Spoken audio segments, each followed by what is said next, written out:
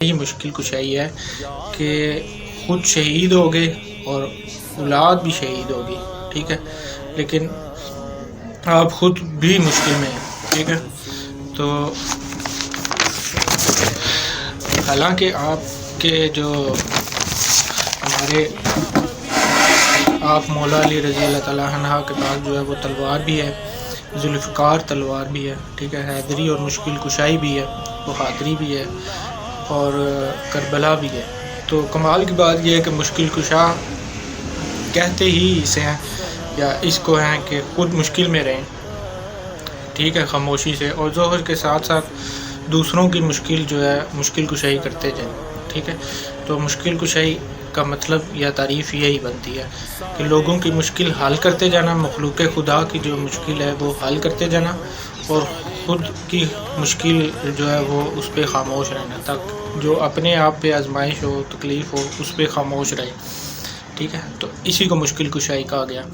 اس لیے انسان کے لیے یہ بہت ضروری بات ہے کہ ہم لوگ، آپ لوگ مشکلات کا ڈھنڈورا نہ کریں یا اس کو ہر کسی کے سامنے بیان نہ کریں، ٹھیک ہے۔ گویا کہ جب خاموشی کا مقام تھا تو میں اور آپ بولتے، جب ہماری زندگیوں میں خوشی کا مقام آتا ہے تو ہم بولتے تک نہیں ہیں، ٹھیک ہے، مطلب کسی کو ہم اپنی خوشی میں شریک کرتے ہوئے بھی 10 دفعہ سوچتے ہیں، اور اب غم کا مقام ہے تو ہم شور مچا دیتے ہیں، ٹھیک ہے۔ اب اس طرح شور مچانے والا انسان ہی ظالم ہوتا ہے، یعنی ایک رات جو ہے سر میں درد ہے تو یہ انسان شور مچا کر لوگوں کے دلوں میں درد کر دے گا، ٹھیک ہے۔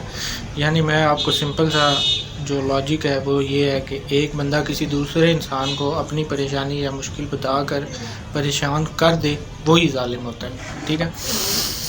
تو ایسا بندہ ہی اپنی تکلیفوں کا انتقام جو ہے وہ دوسرے لوگوں سے لے رہا ہوتا ہے یا مخلوق خدا سے لیتے ہیں، ٹھیک ہے۔ اس طرح حادثہ یا کوئی اور بری خبر سنانے والا انسان بھی ظالم ہوتا ہے، ٹھیک ہے، کیونکہ حادثہ تو ہو گیا ہے مگر اس خبر سے دوسروں کو پریشان کرتا رہتا ہے یا دوسروں کو پریشان کرنا ہے، تو پھر جو ہے وہ یہ انسان جو ہے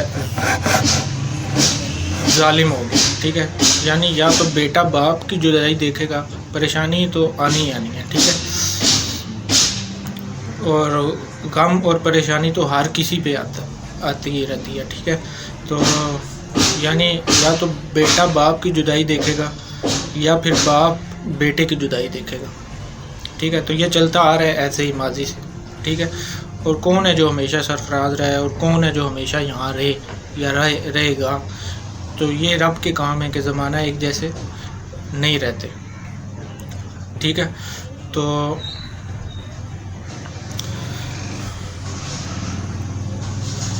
جیسے رب کہہ رہے کہ وَتِلْكَ الْأَيَّامُ نُدَاوِلُهَا، یعنی یہ دن بدلتے رہتے ہیں اور لوگوں کے حالات بھی بدلتے رہتے ہیں، پر نئی بستی، یہ جو ہر نئی بستی ہے پہلے وہ ویران جگہ ہوا کرتی تھی، اور ہر بستی جو ہے اس کے بعد جو ہے وہاں ویرانی ہوگی، ٹھیک ہے۔ اس لیے میں آپ کو یہ بتا رہا ہوں کہ بڑے ہی راز کی بات جو وہ یہ ہے کہ اپنی تکلیف کا ذکر کسی دوسرے سے نہ کریں، ٹھیک ہے۔ یہ آپ کا اپنی ذات پر جو ہے وہ بہت بڑا احسان ہوگا، ٹھیک ہے، کہ ہم کسی سے بھی اپنی مشکل بیان نہ کریں، مطلب آپ کسی بھی دوسرے انسان سے اپنی تکلیف بیان نہ کریں، بلکہ اگر کوئی بھی دوسرا انسان اگر آپ کو تکلیف سنائے تو آپ کچھ نہ کہیں، خاموش رہیں، سن لیں اور ہو سکے تو اس کی مدد کریں، ٹھیک ہے۔ یہاں سے ہی جو ہے اللہ کا سفر جو ہے، یعنی اللہ کی جانب سفر شروع ہوتا ہے، ٹھیک ہے۔ اللہ کا سفر اس وقت شروع ہوتا ہے جب بندہ شکایت کرنا، گلہ کرنا جو ہے وہ بند کر دے، ٹھیک ہے۔ اگر آپ ایسے بن گئے تو جان لیں آپ اللہ کی طرف چل پڑیں، ٹھیک ہے۔ تو مشکل حالات سے کیسے گزرا جائے یہ میں نے آپ کو آج بتائی ہے بات، یا مشکل کشائی کہتے کسے ہیں، ٹھیک ہے، وہ آپ کو میں نے بتایا۔ اور تیسری بات یہ جو ٹائم ہے یہ گزرتا ہی ہے، ٹھیک ہے، یہ ہر کسی پہ آتا ہے اور ہر ایک انسان اس مقام سے، مشکل کے مقام سے گزرتا ہے، ٹھیک ہے۔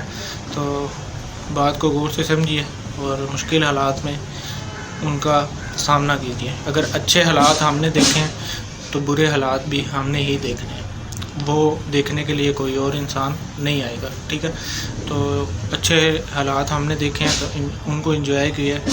تو تکلیف میں بھی ہم صبر کریں. ٹھیک ہے, اللہ کے ساتھ گلے شکوے نہ شروع کر دیں. ٹھیک ہے, تو یہ بات اگر انسان سمجھے تو یہاں سے پھر انسان کا جو اللہ کا سفر ہے, یعنی اللہ کی طرف جو رجوع ہے وہ شروع ہو جاتا ہے. ٹھیک ہے, یہ پہلی منزل ہے انسان کی کہ وہ تکلیف میں ہو اور گلہ